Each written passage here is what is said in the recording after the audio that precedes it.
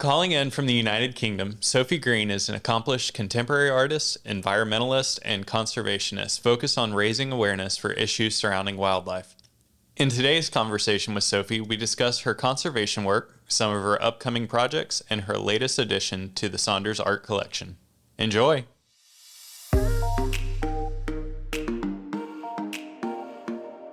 In Our Expert Opinion podcast is brought to you by Saunders Real Estate, a full-service land and commercial brokerage helping clients make bold and informed investment decisions since 1996. Okay, we are back with In Our Expert Opinion podcast, and we've had more experts than you and I. I mean, I don't know that you and I were ever experts, but... In nothing. Yeah. In running our gators. No. Well, me. I'm not an expert of anything. You like to reference the jack of all trades, but I know. I think that there's more to that quote, though, than I realize. At least that's what Dan Brooks always tells me. Anyways, welcome back. We've got myself, Chad, and our precious Eli in the studio today, and we have Sophie Green joining us from... Sophie, I don't even know where you're located at. Across the pond. Yeah? Yeah, I'm in the south of England. Okay, kind of a far ways away. I don't even know that that's a direct flight. There is. I think there's London to Miami, except that, that's the flight I always take. But yeah, I love coming to Florida because it's very cold at this time of year in England, and Florida is so lovely. So I'm a big fan. What a beautiful segue. You've been here before. I have. I've been here. Do you know what? I've been here quite a few times before. And yeah, it's probably one of my favorite places in America just because of the constant sunshine. People are lovely. What's not to love? And of course, the last time I was in Florida, I was with you guys. Absolutely. I know. I feel like it was kind of rainy that day, right? It was actually. Yeah, and everyone kept apologizing because I'd come from the rain and I brought the weather with me. But I think the weather just about held out. It was really humid. It was quite uncomfortable. But then I stayed for a couple of weeks afterwards and it was beautiful. So I can't complain. That's what they should call us, the humid state. Not the sunshine state. From your lips to God's ears, it's awful. It's like so frustrating because technically it should be fall, and it never feels like fall ever. Currently?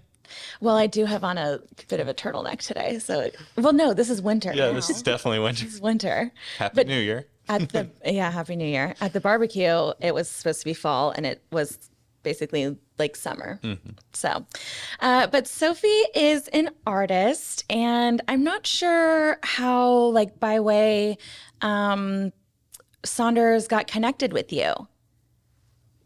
Well, it was a couple of years ago.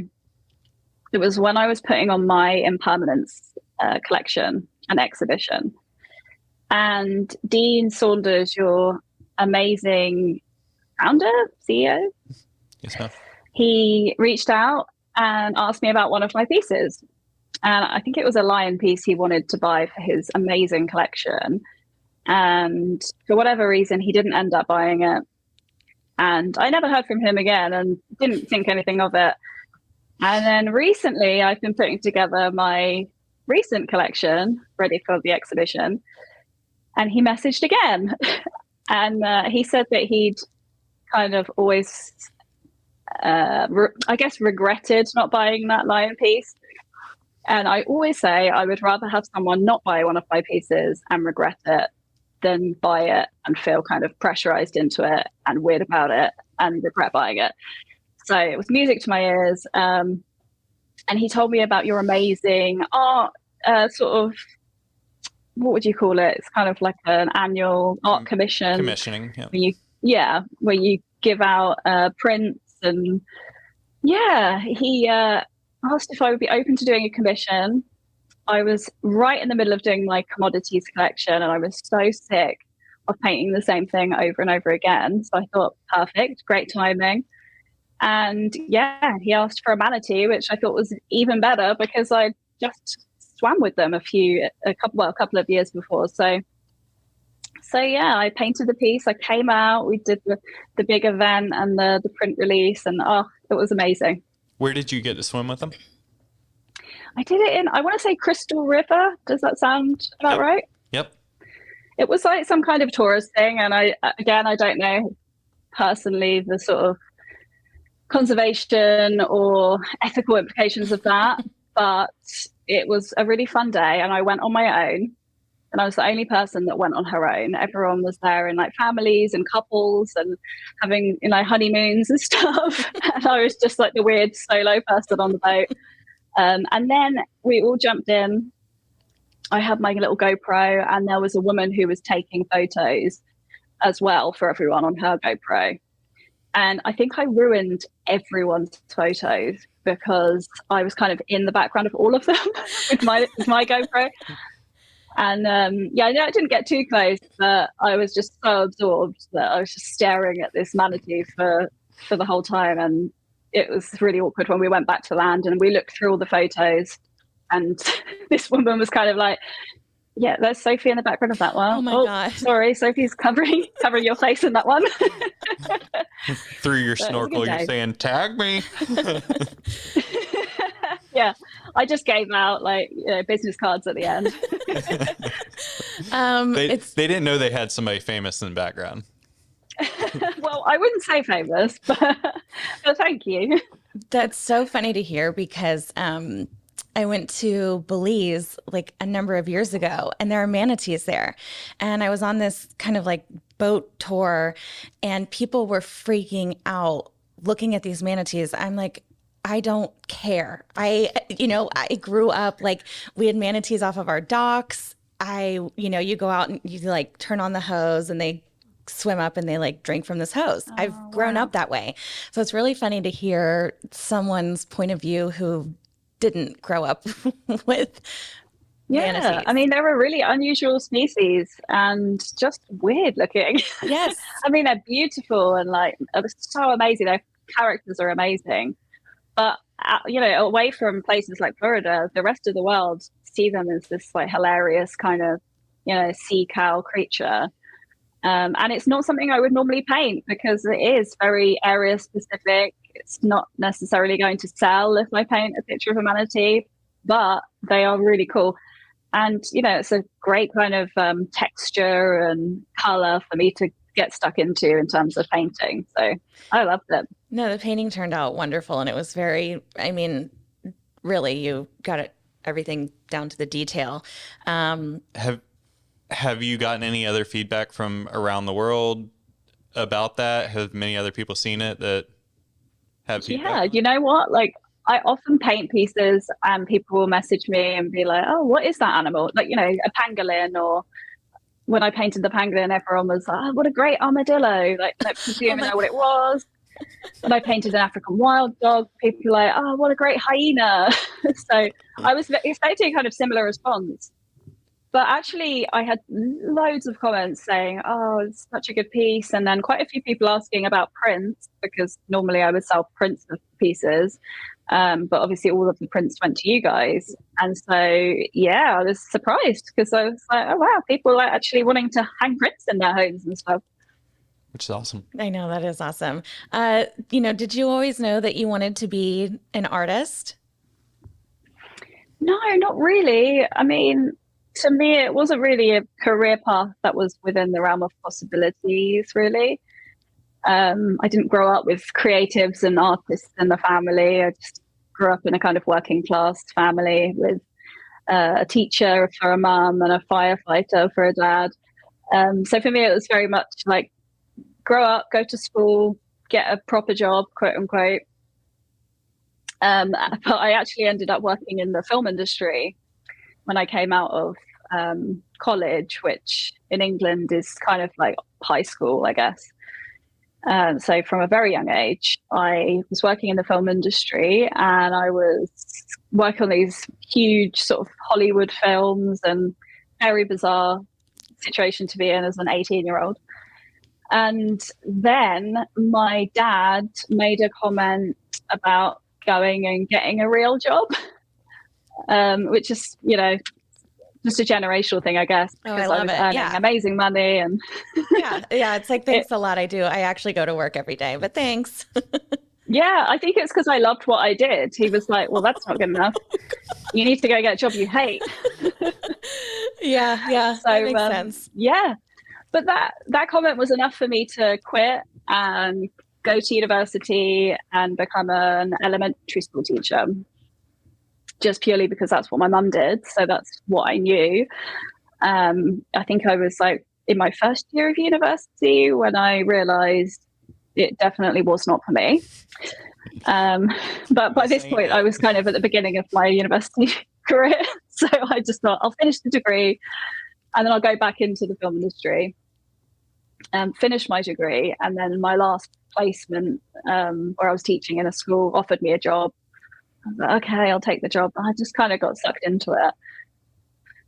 But yeah, it was kind of like a combination of losing a job that I loved in the film industry and going into a career where I had no time to do anything creative or fun or anything that I really wanted to do.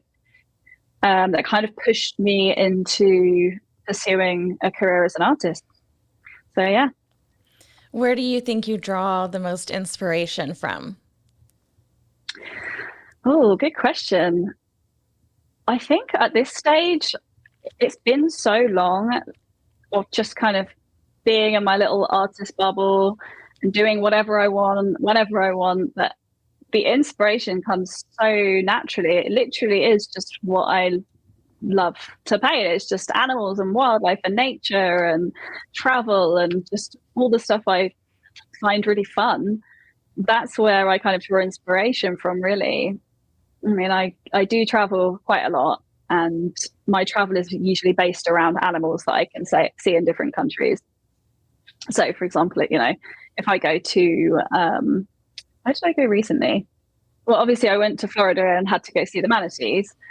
And yeah, there's like Costa Rica and going and volunteering with wildlife and stuff like that. And whilst I'm on my travels, I tend to sort of pick up on issues in terms of conservation or, wildlife that need protecting or wildlife that people maybe don't know so much about.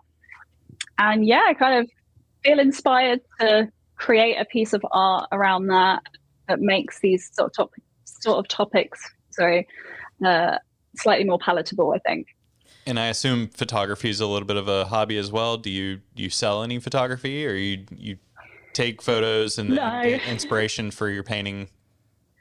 Yeah, it's definitely a hobby. I'm very amateur photographer. It's like a different language. I don't know if you guys do any photography, but if you have a camera expert explain to you how to use a camera, it is like just speaking a different language. It would be like you trying to explain to me how to use a paintbrush. Yeah, see, that's the thing. I get people to tell me that a lot, like, oh, wow, you're really good at what you do. I couldn't do that. But I still firmly believe that anyone can do it, honestly. You just put enough hours in.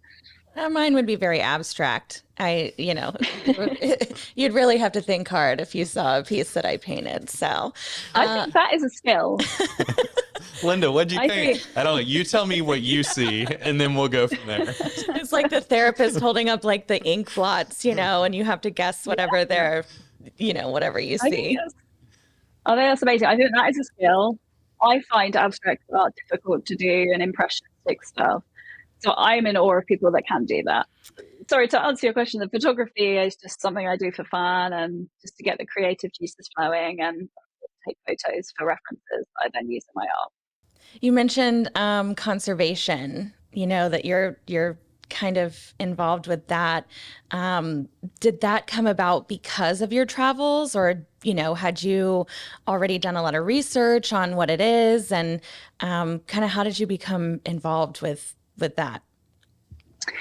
Well, it all kind of starts at the beginning of my life, because I, strangely enough, had a very severe, I guess you could call it like an anxiety disorder when I was a child, and I had selective mutism, which is like an inability to talk in many situations. So I mean, what typically tends to happen with people that have selective mutism is that they become very obsessed and fixated on certain things. And a lot of the time that can be sort of animals and nature and outdoor sort of stuff. And that was definitely me. And I spent a lot of time outside, a lot of time in nature. I was obsessed with animals, obsessed with cats and stuff. And so that kind of bled into my adult life. And when I became an artist, it just kind of made sense to paint animals because I loved animals and that was what I was interested in. And I knew I wanted to make a difference in some way. So what I did is when I first started out, I decided to donate a percentage of my income to animal charities. And that was kind of like RSPCA or Dogs Trust or, you know, pets and stuff like that. And then the more I kind of traveled and my art kind of naturally opened doors for me, the more I kind of saw firsthand the issues in the world. And, you know, I like to be quite positive and look at the world in a positive way, but there's no denying there are some problems out there. And so I thought, you know, it just kind of makes sense to raise awareness for these issues and paint more wild animals. I stopped kind of doing pets and pet portraits and stuff a long time ago. And and then I kind of became connected with various different charities. I worked with some amazing charities. I like to have really strong working relationships with the charities that I donate to. I became an ambassador of several charities like the Jane Goodall Institute and Helping Rhinos. And my newest collection is in aid of the Born Free Foundation and the Jaguar Rescue Center, which is in Costa Rica, where I volunteered last year. Perfect. That's incredible. I mean, what do you think are the biggest problems that, you know, conservationists are facing, or, you know, what are like the biggest issues that you've seen throughout your own experiences? Well, honestly, without angering too many people, I think the biggest problem in this whole planet is overpopulation. Yeah. That is the problem because, you know, we're here to procreate. We all want, you know, especially women. I'm a woman and like we're born to have kids and like keep creating, you know. But it's an extremely overpopulated planet. And that leads into all of the sort of avenues with the climate crisis and, you know, the state of the ecosystems, the state of the planet itself, and then the wildlife. And, you know, I'm not an expert by any means on any of that stuff. Oh, yes, you are. You're on in our expert opinion. So, oh, yeah. Oh, sorry. Yeah. But you said you weren't expert, so I thought it was okay for me to not be an expert. No, we host experts. Yeah. Oh, we aren't the expert. I mean, I would say I've never positioned myself as an expert in conservation. To be honest, I've never really positioned myself as an expert in art. I just know what I've seen firsthand and what I've experienced. And what I've seen a lot of is issues, particularly with animals and wildlife and the oceans and marine life and stuff like that.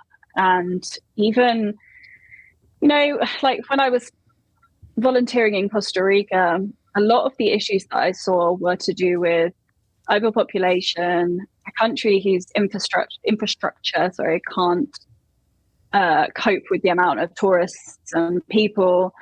You know, you've got animals being electrocuted because there are cables everywhere now. There are so many buildings and houses popping up. You've got animals being hit by cars and attacked by dogs. So you've got all of the issues that come from tourism. You've got all of the issues that come into play in other places in the wild, like, you know, you've got the unethical and illegal poaching and hunting for no good reason, and, you know, the illegal wildlife trade, the illegal pet trade. You've got entertainment industries and tourism industries that use wildlife and animals. And I've always sort of believed that for the most part, as humans, we always have good intentions. I think it's very rare that people go out and do the wrong thing on purpose. But, perhaps we're not always as educated as we could be. And I for one, when I was younger, and I obviously talked about swimming with manatees earlier in the wild, but when I was a kid, I went to this sea life center in Cuba or wherever it was and swam with dolphins because I love dolphins and I love sea life and animals. And that was an amazing experience for me. But as an adult, I've realized how terrible that is and the implications of that on the animals and the wildlife. And so I come from my position as a conservationist as, nobody knows until they know. We're all ignorant in some ways. And, I've been very lucky that I have been able to travel and see different, places in the world and the impact that various different things are having on those animals and ecosystems. So yeah, I just try and use my art to kind of raise awareness of those things. Yeah. And how does that, obviously all around the world, it's different. I think because we live here and we know so much about Florida and maybe Florida conservation, that doesn't mean that that's the same in like the Netherlands or the Arctic. So, I mean, what does conservation look like kind of globally, and how is it different from region to region? Yeah, that's a really good question. I mean, the most important thing to remember is that nobody knows their country better than locals. I mean, it wasn't too long after I came back from the Arctic that a bear that is well known for kind of coming close to humans got too close to Svalbard, which is the Norwegian Arctic. And the government went to shoot the bear with a tranquilizer to move it. Now, the bear ended up getting shot close to some water. And so before it passed out, it jumped in the water to escape, passed out and drowned and died. And this was a huge thing in the wildlife community because obviously we should be protecting polar bears unless they literally come into your town and start killing people. And yeah, it was just so eye-opening. And again, it was one of those experiences I had where I felt like I was part of the problem. So I think, yeah, in answer to your question, it's just so crucial to kind of engage the locals. And like you say, every country is different and has different issues. Yeah. I think the polar bear story is a lot like feeding alligators here. Mm-hmm. It's like so prevalent here where people are really? so like enchanted by these dinosaurs that they don't care about you. They will kill you in a second. But any sort of like public body of water, you'll see a sign where it's like, don't feed. First of all, don't approach an alligator. That should be obvious, but it's not. And then don't feed the alligators because then they're just, they don't know. They see you as a food source. They see you as a food source anyways, but they really see you as, something that is going to like give you food. So, pretty dangerous stuff when you really kind of get down to it. Yeah, it's really interesting. I think our relationship with wildlife and animals is fascinating, really. Like there is this sort of strange sort of entitlement that we have where we're like, I want to make it a pet, like no matter how dangerous or ridiculous it is.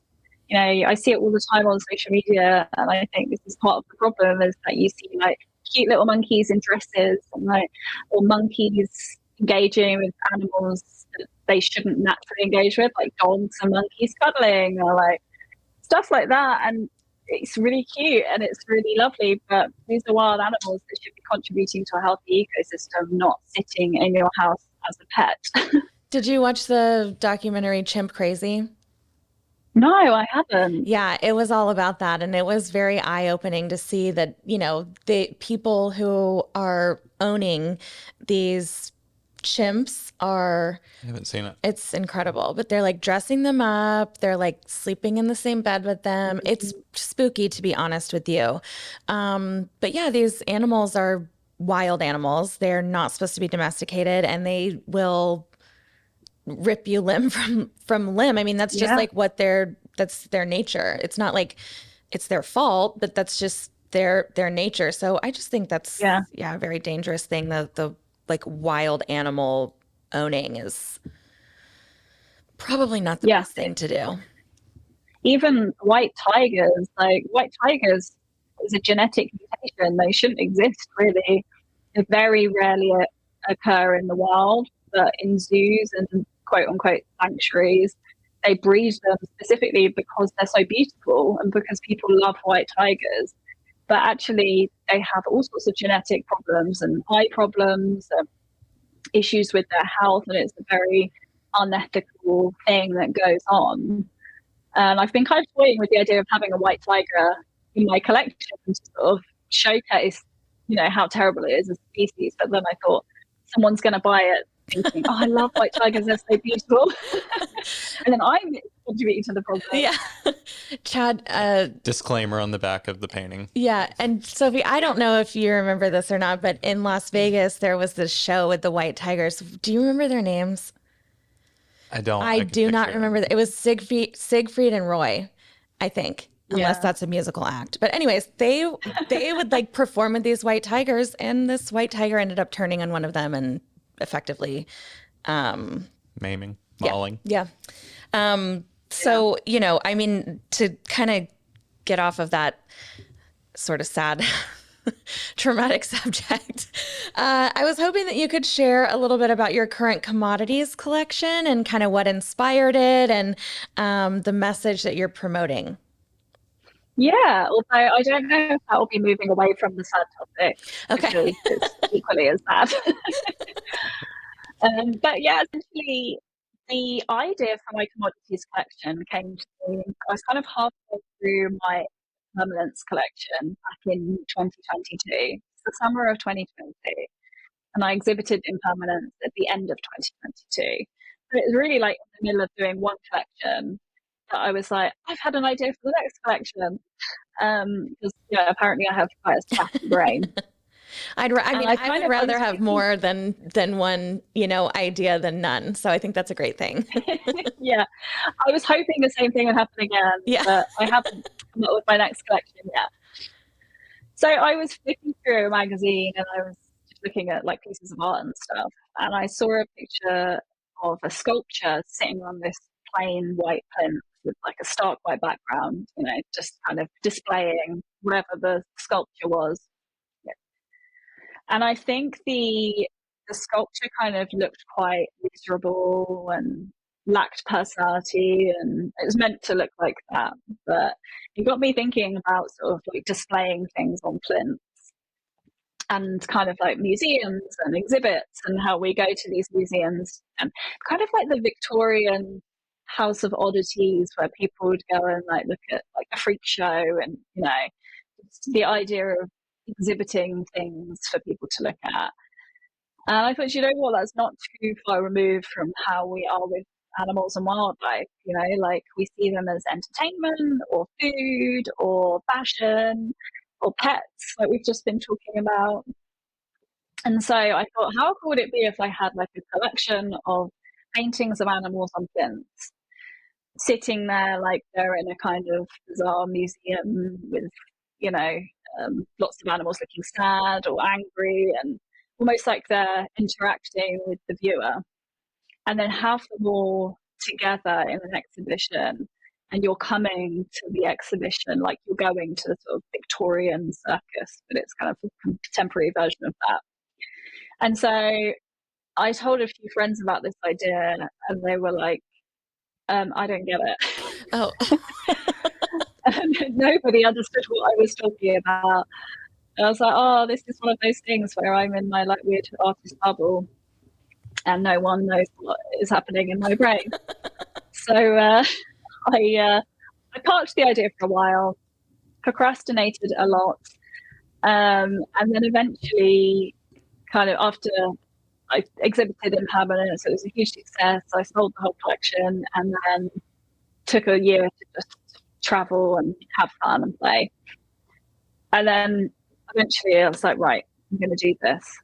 I went to a charity event and it was a really cool thing at the house in London. There's there's kind of like some houses where I think the guy who wrote James Bond, I've forgotten his name now. He kind of used to work there and based James Bond on these buildings, and it's really cool. There's like where all the spies used to work. So anyway, I went to this event, and I got talking to some primatologists in the industry, and I was explaining the exhibition idea to him. And he was like, "No, I think you should sort of stick with what you were doing before. I think you should just do portraits of animals, and no one will get it." And I just had this kind of moment of like, right, I'm going to show you. Yeah. And I definitely have that personality where if someone tells me I can't do something, I'm going to do it anyway. I understand. So I went home and I started on the collection. I think the next day I started painting a lion on a flint, and I painted about half of it and I hated it, and I painted over the whole thing. That was about a month of my life I'll never get back. And then I went out to Tanzania, and I remember telling my friends about it and being like, "Oh, I just painted this lion and I want to paint over it," and blah, blah, blah. And they were just like, you just got to do it. You've got to do it. So eventually I got home. I started the collection properly with my first piece, Reflection, which is a chimpanzee, which is kind of sitting atop the plinth, a little bit reminiscent of the Le Penseur or the Thinker, which is Rodin's sculpture. I don't know if you know it. And the rest is history. I've just kind of gone off on one and done a whole plethora of animals on plinths. And it's kind of evolved over time. Well, I love that, and I get it. So at least there's that. I'm sure Chad gets it as well. Absolutely. Thank you. But just kind of looking a bit blankly at me. No, I get it. I've been to several museums where, everything is on a plinth, and it is interesting, and like you said, you were looking at the sculpture and it was just kind of like almost like dead behind the eyes, and sort of capturing that.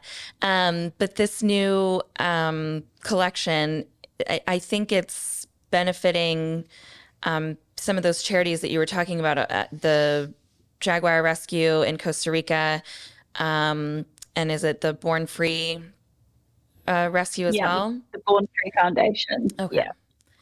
And so the Born Free Foundation, I mean, actually, first of all, I should explain what I tend to do is when I put together a collection, I set up a project fund, which it kind of stemmed from a feeling of, I was constantly donating to charities and not really knowing where the money was going, and then my collectors don't really know where the money's going. So I decided I would set up a project fund, and then I would decide which projects would go into it and where the money was going exactly. Because, if you're donating a chunk of your money to a charity, you want to make sure it's not just going to the CEO, the Christmas party. Yeah, exactly. So I have a very good relationship with the charity, the Born Free Foundation, and they're a great charity here in the UK.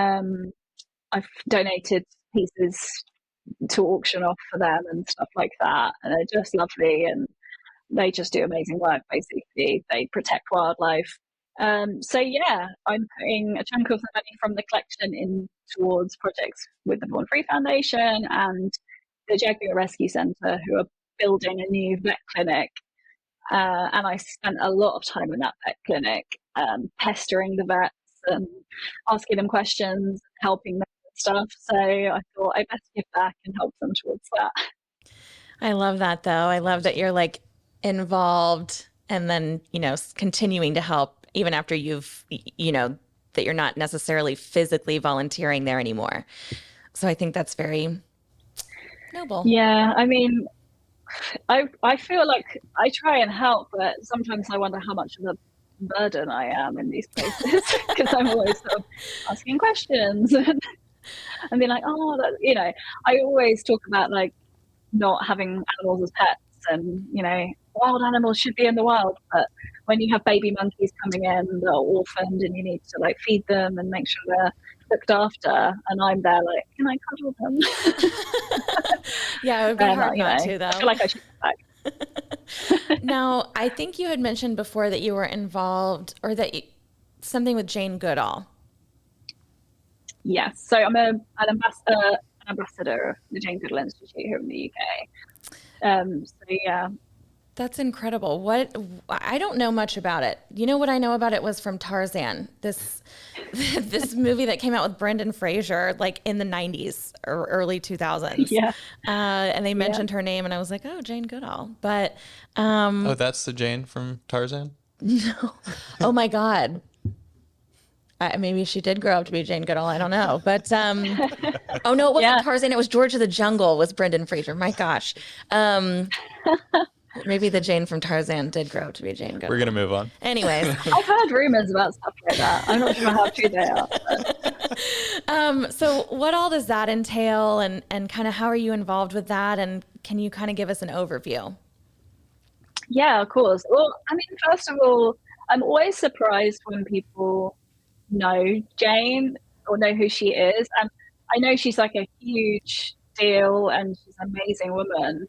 But I think because I'm in the echo chamber of conservation and all of that sort of stuff, I presume that nobody knows who any of these other people are. So I'm like, oh, you know David Attenborough? Wow. But I believe, you know, quite a few people when I came over to see you guys, came to the event, they were like, wow, Jane Goodall, it's amazing. So yeah, the Jane Goodall Institute, they are mainly focused on primates. Chimpanzees for the most part, gorillas and stuff like that. They have rescue centres and they're involved in rescuing and protecting wildlife and very importantly, educating younger generations as well. And they have a thing called Roots and Shoots here in the UK, and I think worldwide actually, where they educate younger generations on wildlife and stuff like that. So yeah, I had done a piece for them to be auctioned off in their auction. I think a follower of mine or someone that knew my work kind of put me in touch with the charity and said, oh, you should commission Sophie to do a painting. So yeah, I did that and it sold. It did really well and made them some money, and you know, they loved the job and asked me if I would become an ambassador. And it was really very humbling, to be honest with you, to be asked, because I think there's only about 5 ambassadors here in the UK, and it's like Colin Firth and Stella McCartney and a few other like huge people, and then me. And the website is just like so stupid because it's like all these massive celebrities, and then Sophie Green. I love that. I love that. Yeah, it's a massive, just a massive honor. And I just, you know, I go to all of the events and share all of their stuff, and I paint a piece for them when I can. I think that is the coolest thing ever. I actually just watched Bridget Jones's Diary last night with Colin Firth, so I think that's Colin Firth. Oh, that's so weird because I watched it New Year's Eve, I think. I'd never seen it before actually, and then I was like, this is the sweetest movie ever. It's so cute. Oh, how have you not seen Bridget Jones? That's here in England. What my best friend Bridget, she was like, I cannot believe you've never seen this movie before. It's like so girly and so cute. Have you met him, Colin Firth? No, I haven't met him. I saw, I was kind of sat completely next to Ellie Goulding. Oh, amazing. Wow. It was the that my piece was auctioned off at, and she bid on it. But I think it felt like she was just doing it to be nice. Either way, she bid on it, so who cares? I was like, right, I'm going to write that on my website and everything. She wasn't sitting with Ed Sheeran, was she? No. I don't, to be honest, like, I do not know anything about celebrity culture. I like live in a cabin in the woods. I don't have a TV. I'm like completely cut off from the rest of the world. So I only know who people are because I usually take like a friend with me to these events, and they're always like, oh my God, that's so-and-so. Or like, oh my God, that's so. Like, I went to event a couple of weeks ago and Prince William was there. And obviously I know who he is because I'm not, you know, completely living in a cave. But then someone else was like, oh, that's Idris Elba sitting at his table. I don't know if you know him. I do. Big actor in the UK. I would not have had a clue. I would be starstruck. Yeah, and I if know. you're ever in a room with Colin Firth, please message me a photo of him if you could get one. I will. I promise. I had two kind of follow-up questions to a couple things. One, Sure. what's the craziest experience that art has gotten you into? And follow up, what is the proudest moment that you've had from being in art and being an adult and an expert? Good question. I'll have to say loads of them just to get in as many as possible. I mean, there have been so many. To be fair, becoming an ambassador of the Jane Goodall Institute and that sort of thing is big for me. My last exhibition, it was the biggest one yet at the time. And the opening night was one of those moments that I was like, yeah, I'm really proud of myself, actually. There's loads of people came out. I hope you were like, Dad, if you could only see me now. I have a real job. Exactly. Although he wasn't there, so he didn't see. But, I had a few pieces run on, during the night, there was CNN and some other big, TV companies, and Nat Geo ran an article on it and stuff like that. So I was able to send him those things. Proof. Here's the evidence and the proof. Yeah. Yeah, exactly. I've made it now. But I was proud. And there's certain events, there's award ceremonies that I would have, when I first started out, been entering to be, put up for an award, and a couple of years running, I ended up hosting the awards instead. And I hosted various different charity events and stuff like that. My career is kind of moving more into broadcasting as well as art, not just art, because my involvement in conservation and wildlife and stuff has kind of naturally taken me in that direction. So I recently got a TV talent agent. What else? So many things. As for the craziest thing, we got stuck in a storm crossing from Svalbard up into the pack ice, and it was awful. It was horrible. It was probably swell of about 20 meters or something. I might be exaggerating. It was a lot. What size boat? I don't actually know, because I'm no boat expert. I know my dad actually has a boat, and he, talks about them in terms of hands is horse, isn't it? Horses. Horses, that's one. Yeah. It's not hands, but Could you throw a baseball from one end to the other? Or was it longer than that? I couldn't. Yeah. But I'm not very good at throwing. I don't care what size boat it is. Yeah. I don't want to be in a storm. 60-foot waves. Yeah. I would be the one who's literally praying out loud, scream praying. I don't do well in situations like that. I've been in situations like that. And in fact, I was scream praying. Oh, I need someone like you in an emergency, because you sound like you'd really keep everyone at ease. Trust me, she doesn't. It's I have a massive fear of flying as well. And sometimes I fly with people who are really understanding and very don't worry, that's just... And I flew with one guy once, and he was this kind of old geezer.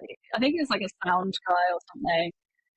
And I sat next to him, and he had some nuts, and he offered me the nuts. And then as I took one, went, a couple of weeks ago, someone flew out of the window of one of these planes. Thank you, sir. I was like, okay, thanks. Thank you. That's not what I need to hear. It was, and then as he saw my face kind of go pale, he just started laughing and put his headphones in and turned away. Oh my God. Yeah, that is cruel and unusual punishment. I would have been kept tapping him and asking him things. What a monster. What's that noise? Yeah. But funnily enough, whenever I'm stressed, I get, the classic stress dreams, and it is always either a plane crash or a tsunami. So, being on a boat in the Arctic with that swell was one of my worst nightmares. But I was in my cabin. I woke up and the storm hit right before I was able to have breakfast. And obviously, if you have an empty stomach, it's a lot worse. And I started to feel queasy, and I went back to bed, and people were checking on me, and I kept being like, "Can you ask them to stop the boat? I want to get off." We're like, "We can't. We've just got to go through it." And I was like hallucinating because I was so ill. It was horrible. It was properly uncomfortable situation. It was hell for 24 hours. Then we got to the pack ice. I was like, that was worth it. Oh my gosh, I would have been crying the yes. whole time. I'm not joking. I do not do well in it. Yeah.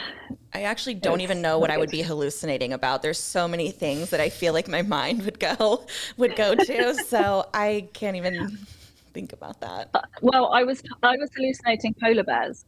Because that's what we had encountered for the last few days. Like we've just been constantly like looking for polar bears, or seeing polar bears and Arctic foxes and walrus and stuff. So it was just bizarre animals floating around in my head. That's really horrifying. Weird. Happy thoughts, but the polar bear were rainbow and flying. God, it was a trip indeed. Like the monkeys flying around in Wizard of Oz. Yeah. Good grief. Well, one last question from me, at least, was, and everybody wanted me to ask you this, but what did you think about the barbecue? Like the food, I loved like the actual barbecue food. Do you know what? I actually only ate a little bit right at the end when everyone had left, because I was kind of chatting to people and forgot to eat. And then someone lovely, who I can't remember who it was now, but some lovely person was like, "Have you had any food?" But the food was incredible, and the general event was very American. I did get warned, like there'll be cowboy boots and hats and stuff. Did you get to meet our sheriff? No, I didn't. Exactly what I was going to ask. And I was laughing my head off because I was chatting to the girls. They were like, "Is he going to be there?" Oh my god, I can't think he'll have a photo with me. I've got a cap with his name on. And I was like, "Who are you talking about? Is it Brad Pitt?" Oh my god. Leonardo DiCaprio? No, better. No, it's the local sheriff. The local better. The local sheriff. That is so funny. I've mentioned this before, but I have friends that live in Prague or from Prague, Czech Republic, and they will text me about his tweets.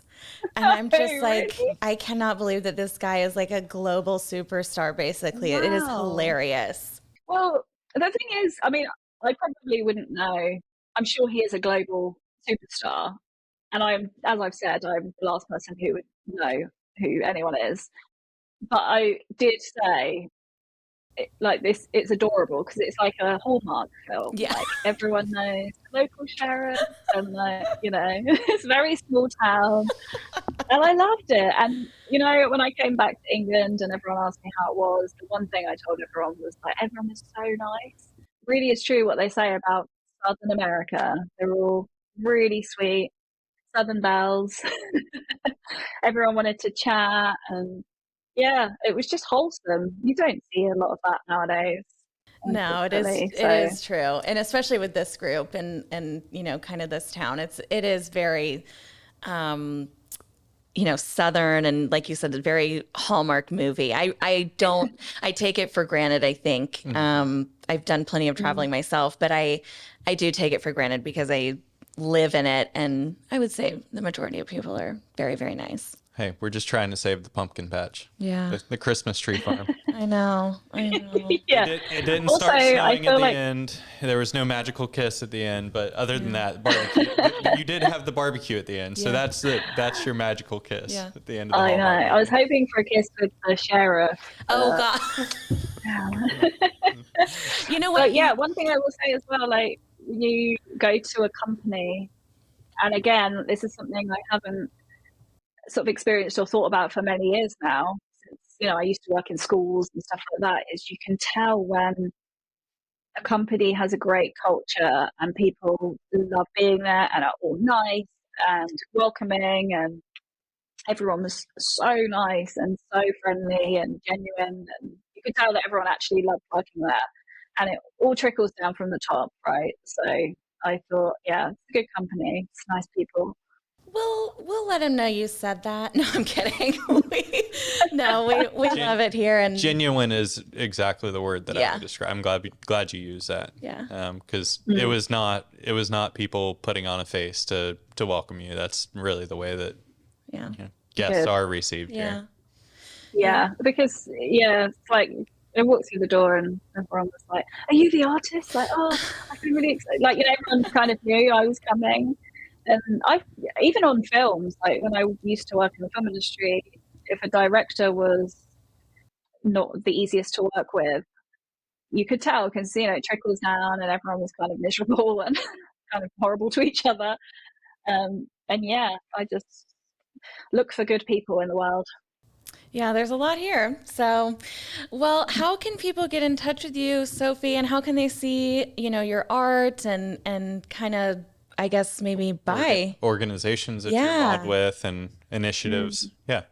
Yeah, so all of the information about me and my art and the exhibitions and all the sort of charities I support and stuff like that are all on my website, which is sophiegreenfineart.com. And that's green like the colour without an E. But I'm on all the socials, Instagram is Sophie Green Fine Art, X or Twitter, whatever you want to call it, Sophie Green Art, Threads and LinkedIn and everything. Typing into Google Sophie Green artist or wildlife art, I'll pop up in some form, and come say hi.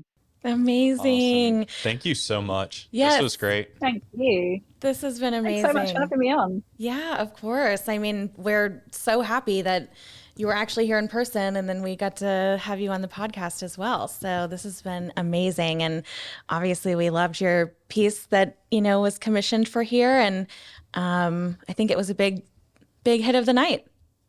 Oh, thank you so much. Yeah, it does mean a lot, because obviously when you do a commission, it's always, nerve-wracking. You always worry that people aren't gonna hate it, I guess.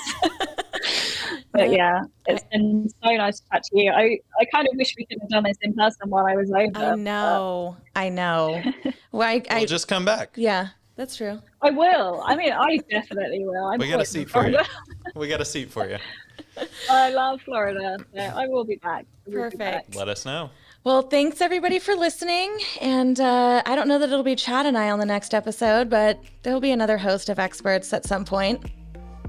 Host of experts? Yeah. So are the host experts now? Dang it. Not us. We got to step up our game. The others might be, but not us. Sorry. Thanks for listening, everybody. And I guess we'll see you next time. Thank you for listening to In Our Expert Opinion Real Estate Podcast. Don't forget to subscribe on your favorite podcast app so you never miss any of our upcoming episodes. For more on land and commercial real estate, please connect with us at saundersrealestate.com.